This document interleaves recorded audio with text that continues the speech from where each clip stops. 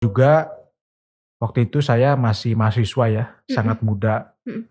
Jadi saya tidak ada salahnya nih mencoba pengalaman baru menjadi calon legislatif. Toh kalau saya gagal, saya juga tidak malu karena saya masih mahasiswa, wajar gagal. Mhm, iya. Kalaupun menang waktu itu suatu hal yang sangat bonus dan saya selalu menyampaikan ke caleg-caleg yang usianya muda kayak saya hari ini, kalau mau biaya kampanyenya murah, maju di daerah yang kalian memiliki modal sosial yang tinggi. Karena rumusnya adalah semakin besar modal sosial, semakin kecil modal finansial. Jadi kelemahan anak muda kan yang paling besar adalah kurang uang kan, Betul. gitu. Saya sangat senang karena seharusnya lembaga perwakilan itu harus mencerminkan struktur demografinya. 60% anak muda di bawah Mmm, 40. Artinya harusnya parlemen kita juga 60% anak muda. Nah kalau kita lihat hari ini jomplang. mmm, 60% anak muda, tapi kalau kita lihat di DPR atau di DPRD provinsi atau kota, bisa dilihat berapa persen sih anak mudanya, gitu. Mungkin di bawah 20%. mmm. Artinya ada ketidaksenambungan antara demografi dengan.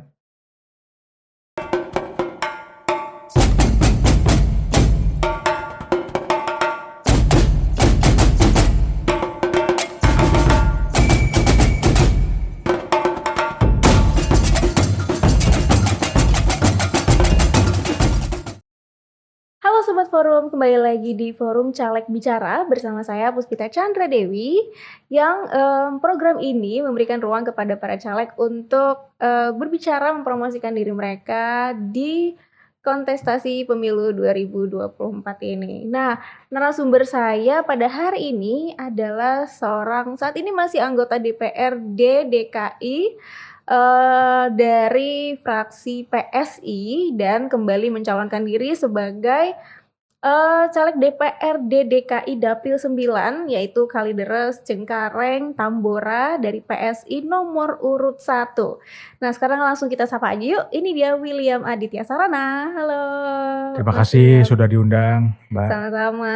Bagaimana kabarnya Mas William? Baik, baik. Lagi kampanye kita. Oke, lagi sibuk kampanye kemana aja nih? Ke dapil-dapil atau Ya biasalah kita kalau kampanye kan ketemu masyarakat, hmm, menyerap aspirasi, memperhatikan apakah APK kita dipasang dengan benar. hmm, Ya standar lah kegiatan kampanye seperti biasa. aktif di sosial media juga ya untuk Tapi bedanya kita lebih kampanye-kampanye. singkat hari ini, Iya hanya itu 2 dia, bulan betul. Oke, gitu. terus, Mas William ini kan kita tahu ya, Mas William ini 2019 sudah nyalek dan, saat itu Mas William jadi yang termuda, Mhm, DPRD DKI yang termuda. iya. Nah itu, background-nya emang kayak gimana sih Mas William sebelumnya? Saya memang sejak SMA Mmm, suka dengan politik, oke. lalu saya ngambil fakultas hukum di UI, saya berkonsentrasi di hukum tata negara. Lalu saya juga aktif berorganisasi, sehingga politik itu bukan suatu hal yang asing bagi saya. Mmm, Waktu itu saya sudah punya komitmen untuk bekerja di sektor publik. Saya waktu itu mau menjadi hakim. mmm, Tapi karena waktunya tidak tepat, akhirnya kesempatan yang datang adalah pendaftaran calon legislatif. Saya akhirnya mendaftar di PSI. Waktu itu saya tidak kenal siapa-siapa di PSI. Saya masuk dari rekrutmen terbuka, lalu saya dicalonkan di Dapil 9 Jakarta Barat.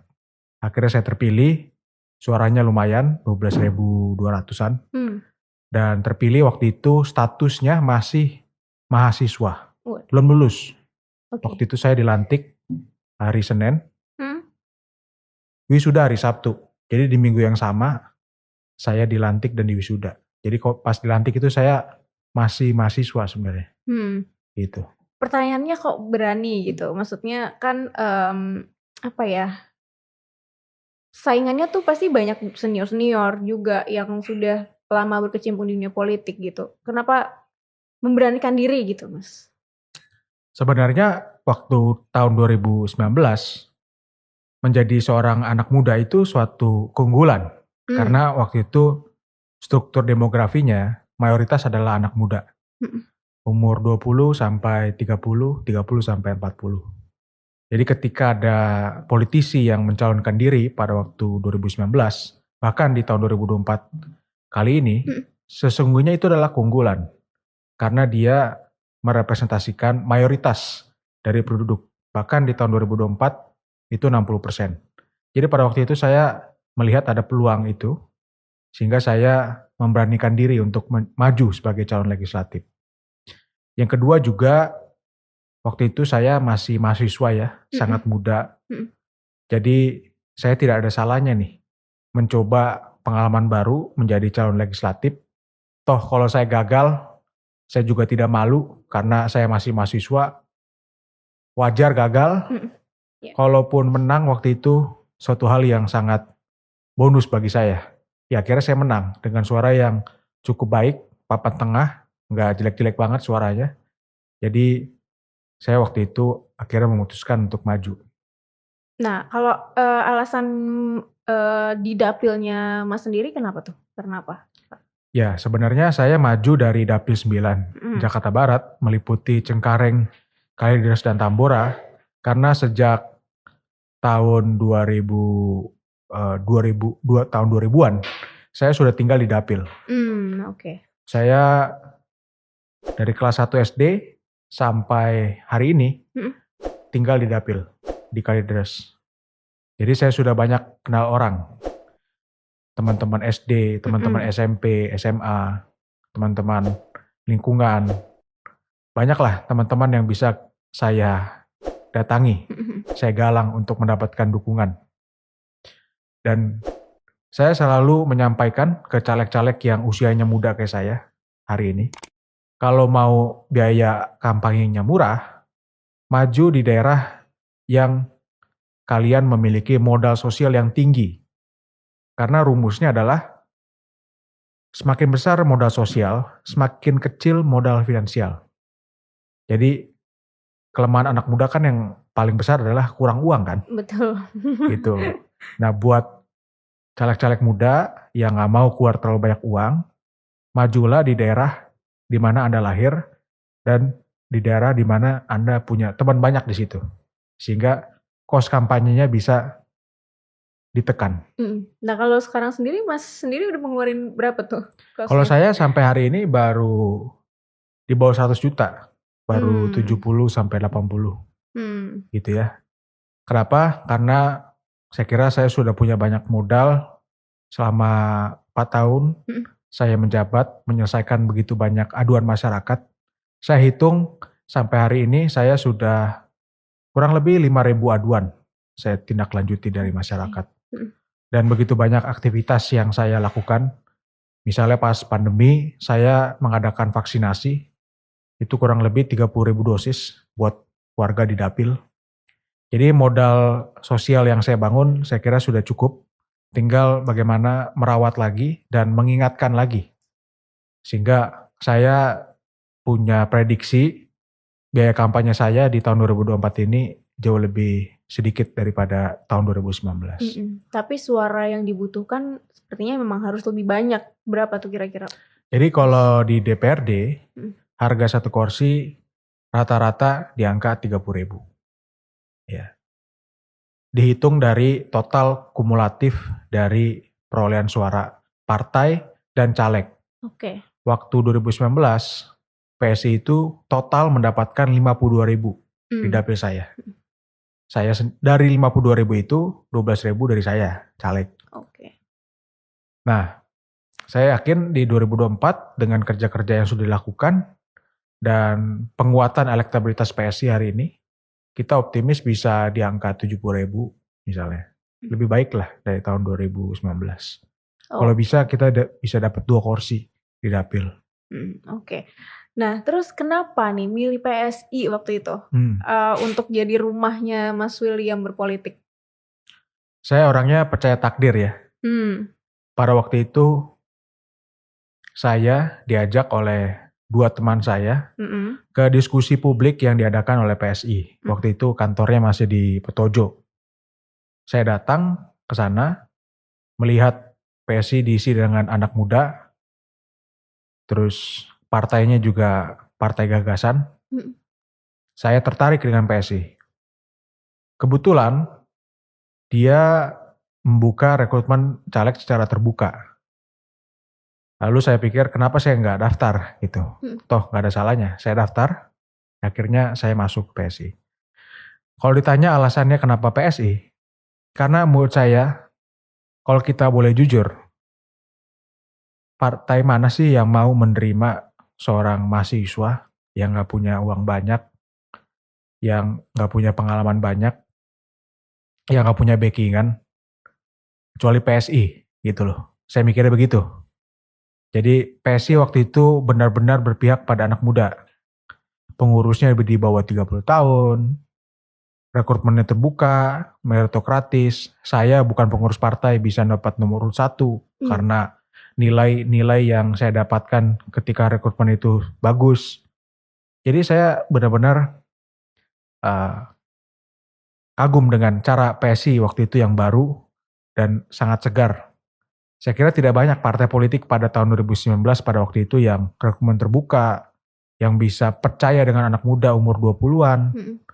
Jadi kalau ditanya kenapa PSI, karena menurut saya PSI satu-satunya partai waktu itu yang bisa menerima saya ya. Menurut saya, yang bisa menerima anak muda kayak saya. Oke. Nah tadi Mas William sempat singgung kalau kampanye sekarang apa ya sebentar banget gitu ya, cuman ya sekitar 2 bulanan. Iya. Nah itu gimana nih tanggapan dari Mas William sendiri soal kampanye yang singkat banget ini? Sebenarnya saya lebih suka ya seperti ini ya. Oke. Karena waktu 2019 itu 6 bulan. 6 bulan itu sangat meletikan.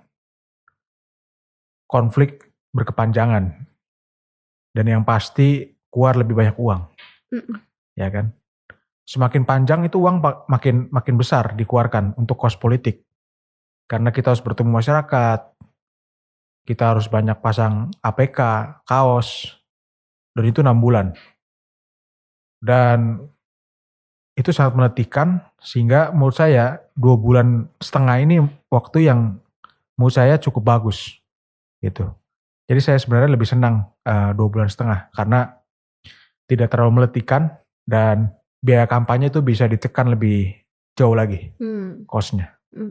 Oke, nah terus kalau persaingan antar caleg nih yang saya sempat lihat kalau sekarang itu caleg yang umurnya 20, 21 itu sudah mulai bermunculan gitu, persaingannya bukan cuma yang senior-senior aja yang incumbent gitu, tapi yang baru-baru dan lebih muda. Itu gimana nih menurut Mas William sendiri persaingan sekarang? Saya sangat senang ya ketika melihat makin banyak caleg-caleg yang umurnya 20-an, bahkan 30-an gitu. Saya sangat senang karena seharusnya lembaga perwakilan itu harus mencerminkan struktur demografinya. 60% anak muda di bawah 40. Artinya harusnya parlemen kita juga 60% anak muda. Nah kalau kita lihat hari ini jomplang. 60% anak muda, tapi kalau kita lihat di DPR atau di DPRD provinsi atau kota, bisa dilihat berapa persen sih anak mudanya gitu. Mungkin di bawah 20%. Artinya ada ketidaksenambungan antara demografi dengan parlemen. Nah, saya sangat optimis anak-anak muda ini bisa masuk parlemen, bisa masuk DPRD. Karena struktur demografinya sekarang hari ini sangat mendukung anak muda, 60% anak muda. Tinggal bagaimana anak-anak muda kita ini memiliki strategi kampanye yang tepat, yang tidak terlalu banyak keluar uang, tapi tepat sasaran, akurat gitu loh. Sehingga dia bisa terpilih. Karena tidak mudah melawan caleg-caleg yang punya banyak uang atau petahana ya. Nah, anak muda harus bisa melakukan pemetaan politik yang tepat, strategi kampanye yang tepat, sehingga dia bisa terpilih walaupun dia masih muda. Kalau Mas William sendiri, strategi kampanye yang saat ini Mas William lakukan tuh kayak gimana? Jadi yang paling penting dalam kampanye Mhm. adalah modal sosial yang tinggi, Hmm. yang tadi saya sempat sampaikan di awal. Mhm. Kalau modal sosial kamu tinggi, kamu tidak perlu banyak keluar uang. Misalnya dari modal sosial kamu bisa mendapatkan 5.000 suara. Tinggal menambah 5.000 atau 7.000 lagi untuk terpilih. Nah, 5.000 atau 7.000 tambahan ini cost-nya, kampanyenya. Kalau 5.000 pertama ini kan hanya berbasis pada pertemanan. Dia akan memilih kamu karena kenal kamu, kenal baik dengan kamu. Iya. Sisanya, bagaimana kita meyakinkan kelompok yang lain. Tentu untuk meyakinkan kelompok yang lain, yang stranger, yang tidak asing, yang tidak kita kenal orang-orangnya, kita harus mengikuti 3 tahapan, ya. Pertama harus dikenal dulu, disukai, baru dipilih. Bagaimana bisa dipilih kalau orang itu tidak dikenal? Maka tahapan paling pertama yang harus dilakukan adalah membangun popularitas. Nama kamu harus dikenal. Makanya spanduk, baliho itu penting. Jangan remehkan itu. Karena itu adalah media informasi kedua paling efektif untuk caleg. Pertama TV, tapi TV nggak semua orang bisa masuk. Kedua spanduk dan baliho. Ketiga baru medsos. Jadi mau tidak mau baliho dan spanduk itu harus dipasang sehingga caleg-caleg ini bisa dikenal namanya. Nah, anak-anak muda nih biasanya medsos aja lah, medsos aja. Tapi kalau kita kembali kepada data, spanduk dan baliho itu masih tinggi. Gitu. Medsos jangan tinggalkan, tapi spanduk dan baliho ini wajib. Gitu. Untuk memperkenalkan nama kita. Nah, baru dari popularitas baru disukai dan dipilih. Kesalahan terbesar caleg itu adalah dia merasa sudah dikenal, sudah merasa terkenal. Itu membuat caleg banyak kalah menurut saya. Tapi Mas William sendiri menggunakan money politik nggak sih untuk kampanyenya? Kalau money politik saya komitmen dari dulu tidak ya. Okay. Karena kalau kita money politics, satu karena salah, kedua kalau kita menggunakan money politics, kita kemungkinan besar akan korupsi. Kenapa? Karena misalnya kita keluar uang 5 miliar, 10 miliar. Gaji cuman ya mentok-mentok 100 juta. Dihitung 5 tahun, apakah balik modal? Tidak. Ada pengeluaran hidup sehari-hari, nggak bakal balik modal. Nah kalau sudah jor-joran keluar, masyarakat tuh harus kritis. Kamu balik modalnya gimana? Kalau dia tidak bisa balik modal dari gaji, kemungkinan besar dia akan mencari sumber-sumber lain. Dan itu adalah salah satu, ya menurut saya ini mayoritas politisi jatuh karena dia pada awalnya hanya ingin balik modal. Jadi ini suatu lingkaran setan yang menurut saya harus diputus. Karena ini akan mengganggu ketika Anda terpilih. Jadi jangan melakukan money politics menurut saya. Oke. Tapi ada ketakutan sendiri nggak sih Mas kalau akhirnya tidak terpilih karena yang terpilih itu yang melakukan money politics itu gitu? Betul. Jadi disertasinya Profesor Burhanuddin Muhtadi kan itu kan menyampaikan bahwa banyak money politics terjadi karena ada yang namanya prisoner dilemma.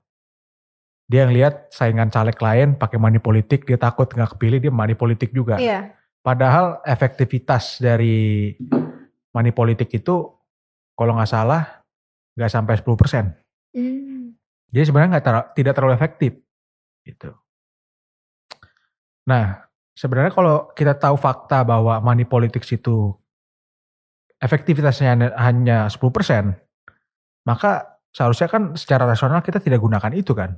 Gitu. Karena pada akhirnya dia nerima uang kita. Tapi ada caleg lain dia nerima lagi dari orang lain. Dia pasti akan milih yang lebih gede misalnya. Iya. Gitu. Atau dia akhirnya memilih sesuai hatinya tapi uang diterima. Kan banyak tuh yang ngomong terima aja uangnya tapi caleg sesuai dengan hati. Jadi efektivitas itu sudah diukur hanya 10%. Jadi saya kira harus kembali lagi kepada modal sosial caleg itu. Kalau dia modal sosialnya tinggi, ya banyak kenal orang, banyak didukung oleh masyarakat setempat, saya yakin kok dia bisa menang. Jadi jangan takut karena dibilas money politik dan lain sebagainya. Nah tips nih buat caleg ya, di hari H kampanye itu kan biasanya banyak terjadi money politik, serangan fajar itu. Betul. Biasanya setelah sholat subuh, jam 7, jam 6. Itu harus ada tim kita yang patroli di basis-basis kita. Dia keliling aja. Kalau perlu jagain rumah si operatornya, depan rumahnya. Jadi dia gak berani keluar. Jadi memang kita harus taktis juga. Menjaga basis kita tidak dibilas oleh uang. Jadi harus ada tim yang patroli tuh. Ya 1-2 orang cukup per RW misalnya. Gitu. Kita minum dulu Mas. Obrolannya seru banget nih.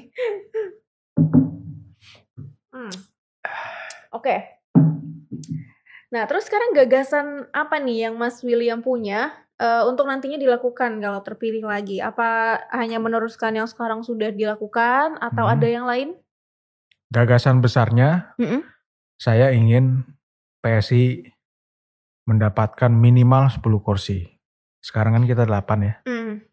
Kalau lebih bagus lagi dapat 15. Karena target saya dan PSI adalah bisa mencalonkan minimal wakil gubernur. Karena kan pilgub di bulan September ya. Kita selama 5 tahun ini di legislatif melakukan fungsi pengawasan. Kita melakukan fungsi pengawasan itu kan pada akhirnya ngomong kan. Itu ngomong. Sebenarnya kan fungsi anggota DPRD kan ngomong kan. Iya. Nah saya merasa ngomong aja itu gak cukup. Mengawasi aja gak cukup. Saatnya PSI ini masuk ke eksekutif. Ya menjadi wakil gubernur atau gubernur. Calonnya dari kita yang dukung gitu. Jadi dengan perolehan suara kursi DPRD PSI yang kita prediksi bisa 10-15 kursi, maka kita punya kans yang besar untuk mencalonkan gubernur dan wakil gubernur. Itu target utamanya. Nah dengan itu kita bisa melakukan pembangunan Jakarta yang lebih efektif. Sebenarnya program kita sama kok. Kita mau banjir selesai, macet selesai, dan lain-lain. Tapi kenapa tidak selesai? Ya, karena mungkin niat politiknya itu belum tinggi. Jadi sebenarnya program-program itu berserakan kok. Banyak yang tahu, banyak yang paham, banyak ahli-ahli yang paham bagaimana menyelesaikan masalah Jakarta. Tinggal bagaimana ada pemimpin yang punya political will yang kuat untuk menyelesaikan masalah-masalah ini. Gitu. Mas William sendiri kan sekarang udah terjun ke masyarakat gitu untuk kampanye, untuk sosialisasi dan lain-lain. Keluhan-keluhan dari masyarakat selain kayak banjir gitu-gitu tuh apa sih Mas? Yang saat ini banyak disuarakan? Saya udah bertemu ribuan masyarakat ya selama 4 tahun ya. Ke bawah bertemu langsung. Mayoritas masyarakat itu memberikan aspirasi yang pertama soal bantuan-bantuan. Yang bentuknya kartu itu loh. KJP, BPJS, Kartu Jakarta Lansia, program-program sosial. Ini banyak sekali diaspirasikan. Ya yang paling umum, Pak saya kok gak dapet, KJP saya gak dapet, kok saya gak dapet ini, gak dapet itu. Nah itu aspirasi pertama. Yang kedua banjir. Kalau sudah musim banjir, sudah musim hujan, mereka pasti soal selokan. Selokan saya mampet, selokannya terlalu kecil. Yang ketiga jalan rusak, udah itu 3 mayoritas utama ya. Karena saya langsung masyarakat di bawah. Kalau ke masyarakat menengah atau menengah ke atas, itu beda-beda lagi aspirasinya. Misalnya kalau teman-teman saya yang kerja kantoran, itu aspirasi utamanya menurut saya mereka mau kerja dari rumah. Itu kerja hybrid. Alasannya? Karena mereka merasakan di tahun 2020 mereka kerja di rumah, outputnya sama-sama kok. dengan masuk kantor sama-sama produktif kok. Misalnya kerja di rumah dapat 100. Kerja di kantor juga 100. Nggak jadi 150 atau 200. Mereka melihat kerja di rumah ini efektif gitu. Mereka nggak harus habis waktu di jalan, ongkos transport berkurang, hidup lebih nyaman, lebih enak. Output kerjanya pun sama, bahkan mungkin lebih tinggi karena tidak habis waktu di jalan. Menurut saya ini salah satu aspirasi yang nggak banyak disuarakan nih. Kerja dari rumah, minimal kerja hybrid lah, setengah di rumah, setengah di kantor. Ini banyak nih anak-anak muda Gen Z umur 20, 30, 30, 40 yang mau kerja hybrid. Tapi sayangnya banyak kantor yang mewajibkan kembali kerja di kantor. Gitu. Oke, terus saat Mas William melakukan kampanye, sosialisasi ke masyarakat, ada kendala-kendala yang dialami nggak sih? Dan itu cara mengatasi kendala-kendala yang ditemukan itu kayak gimana? Kendala apa maksudnya? Kendala ya entah dari apa namanya, dari masyarakatnya nggak mau apa namanya, nggak mau terima, nggak mau dengar, atau mungkin dari penolakan gitu. Penolakan, atau dari ya misalnya ya pokoknya yang lebih spesifik yang dari masyarakatnya sih. Jadi kayak kita ditolak masuk gitu. Mungkin kayak gitu. Pernah nggak yang kayak gitu? Waktu itu saya pengalaman tahun 2019 kampanye di basis partai sebelah yang punya ideologi yang beda. Saya waktu itu kan pemetaan belum terlalu canggih, masih muda kan. Saya datang, kok kayaknya sangat ini ya, berbeda gitu. Saya salamin nggak mau, ngajak ngobrol nggak mau. Oh nggak taunya pas saya pulang saya cek lagi datanya, oh ini basis partai lain ternyata dengan pilihan politik yang beda. Oh gitu, berarti kita harus lebih canggih lagi pemetaannya. Jadi kalau kita pemetaannya canggih, kita tahu basis suara kita tahu preferensi politik warga itu, saya kira nggak ada penolakan. Nah memang yang hari ini banyak terjadi ya, nggak hanya ke saya mungkin ya. Ya banyak kayak perusakan APK lah ya, perusakan APK dan lain-lain. Ya itu hal-hal yang menurut saya harusnya sudah tidak terjadi lah ya, karena itu kan suatu hal yang buruk ya, gitu. Kalau kayak perusakan APK gitu memangnya ada apa ya, kayak bukti gitu kalau ini memang dirusak atau gimana gitu, Mas? Iya, jadi banyak metode ya. Saya belajar juga nih. Jadi ketika APK kita rusak, itu kan caleg pasti bertanya-tanya kan. Iya. Ini saya dirusak atau rusak secara alami? Ya kena angin atau ya, apa kena gitu angin atau apa gitu kan. Jadi tim lapangan itu, ini oknum ya, itu sudah pintar. Jadi ada yang pintar seakan-akan itu terlihat alami. Gitu. Jadi misalnya kita pasang spanduk nih, yang dicopot satu itu aja, satu tali aja. Tapi nama dan gambar kita tuh udah ketutup. Jadi seakan-akan talinya putus, tapi sebenarnya diputus. Tapi ada beberapa APK saya yang terlihat itu dirusak, karena saya kan banyak baliho ya sekarang ya. Karena baliho itu kan kuat, gak gampang rusak. Harusnya. Ini sehari 2 hari ada yang rusak, sehari 2 hari. Jadi bukan alami nih, gitu. Jadi kelihatan lah yang mana yang rusak alami dan tidak alami. Gitu. Balihonya Mas William banyak yang dirusak 2-3 biji lah kena ya. Iya. Oke, wah segitunya banget ya. Segitunya banget ya berarti, aduh. Oke, nah terus sekarang seberapa yakin nih Mas William untuk kembali duduk di kursi DPR di DKI lagi? Seberapa ini optimis gitu? Seberapa yakin, seberapa optimis? Saya sih orangnya selalu tidak memiliki ekspektasi ya, dari dulu ya. Karena saya pernah punya masa kehidupan tuh ekspektasi tinggi. Maksudnya selalu punya ekspektasi tinggi. Nah kalau kita ekspektasi tinggi itu kan sebenarnya awal mula dari kekecewaan kan. Kecewa itu kan adalah hasil dari ekspektasi yang tidak tercapai. Jadi sejak saya kira semester akhir saya kuliah itu saya udah gak punya ekspektasi dalam hidup ya. Maksudnya saya gak pernah menentukan target A, B, C, D, enggak. Saya lebih percaya kesempatan apa yang datang itu saya ambil. Takdir apa yang ditentukan oleh yang di atas saya jalankan gitu. Jadi secara rasional kita hitung-hitung masa sih saya gak kepilih lagi kira-kira gitu kan. Karena udah kerja 5 tahun. Dulu gak kerja aja 12.000. Iya. Terpilih.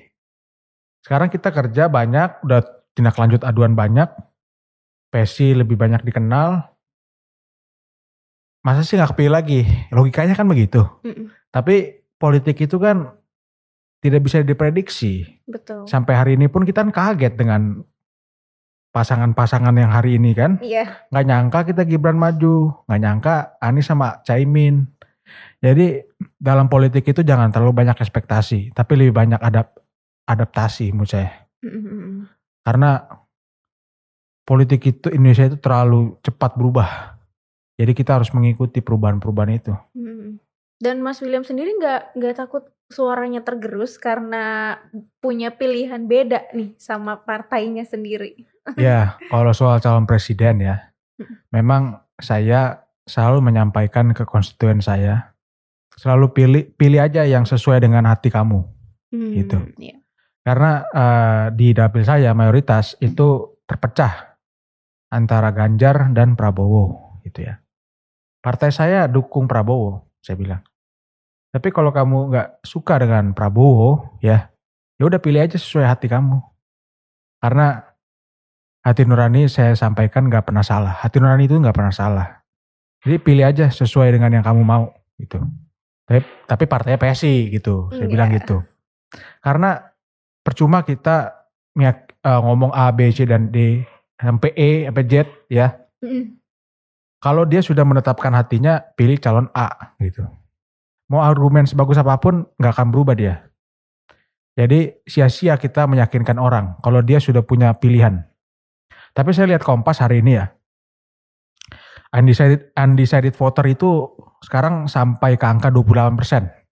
Tinggi sekali itu dari 17 ke 28. Berarti masih banyak orang yang bimbang nih. Nah ini tinggal dipetakan nih, 28% ini tinggal di mana aja. Jadi saya prediksi capres kita ini akan ke lokasi-lokasi yang undecided voternya banyak hari ini. Nah kembali lagi ke pilihan saya ya. Saya selalu sampaikan, udah kita ikutin hati aja. Hati kamu mau kemana? Ke Ganjar atau Prabowo? Kalau Anies saya gak mungkin kalau Anies. Menurut saya itu kejauhan kalau saya. Iya. Antar Ganjar atau Prabowo lah gitu. Tapi kembali lagi, hati kamu ngomong apa gitu. Oke, itu dia. Oke, nah sekarang terakhir nih. Mas William punya pesan nggak untuk para pemilih di pemilu 2024 ini? Untuk milih yang harus kayak gimana nih? Harus milihnya, nggak boleh golput atau gimana gitu? Yang pertama, menurut saya kamu harus paham dulu apa sih yang akan kamu pilih. Kan kita ada 5 kertas suara. Bisa nggak bedain kewenangannya apa aja? Apa bedanya DPRD dengan DPD, DPD dengan DPR? Bedanya DPRD kota dan provinsi. Saya kira itu dulu awalnya. Beda kertas. Ada yang warna hijau, ada yang warna biru, ada yang warna kuning. Bedain. Ketika kita sudah bisa bedakan, sekarang kita waktunya nyari caleg, ya kan? Yang mau kita pilih siapa. Nah tips dari saya, cara memilih caleg yang baik dan benar, adalah, salah satunya adalah, apakah dia berkenan membagikan nomor handphonenya ke masyarakat. Karena kalau dia nggak mau membagikan nomor handphonenya, berarti dia nggak mau dihubungin. Berarti dia akan meninggalkan kita ketika dia terpilih. Jadi salah satu tanda itu caleg bagus, itu dia bagi-bagi kartu nama sebenarnya. Dengan nomor handphone di kartu nama itu. Kalau dia ditanya nomor handphone menghindar, atau gak ada nomor handphone di kartu nama atau di pamfletnya. Oh berarti dia, gimana cara kita hubungin dia dong? Betul. Ya kan? Nah itu untuk legislatif. Untuk presiden, pilihlah calon yang menurut saya ya akan melanjutkan legasi dari Presiden Jokowi. Gitu. Pak Jokowi ini sudah 10 tahun bekerja, fondasi ekonomi, fondasi pendidikan, politik, itu sudah dibangun oleh Pak Jokowi. Kalau fondasi ini tidak diteruskan, kita tidak akan menjadi negara maju menurut saya. Jadi pilihlah calon presiden yang menurut saya punya komitmen yang tinggi dan kuat untuk melanjutkan pekerjaan Pak Jokowi. Udah itu aja dari saya. Makasih. Oke, wah luar biasa banget nih, insight-insight-nya, pesan-pesannya dari Mas William buat para pemilih dan juga tadi ada sedikit tips dari Mas William untuk para caleg muda. Nah, itu, sangat bisa dilakukan ya Mas untuk bisa mensukseskan kampanye kalian juga. Oke, terima kasih ya Mas William sudah Makasih. hadir di Caleg Bicara. Semoga semua usaha kampanye-kampanyenya bisa, berjalan lancar dan juga Amin. menghasilkan sesuatu yang Amin, amin, bagus, amin. amin. Oke, untuk semua sobat forum jangan lupa terus saksikan Forum Caleg Bicara dengan narasumber-narasumber lainnya di setiap hari Kamis. Oke, sampai jumpa lagi. Terima kasih.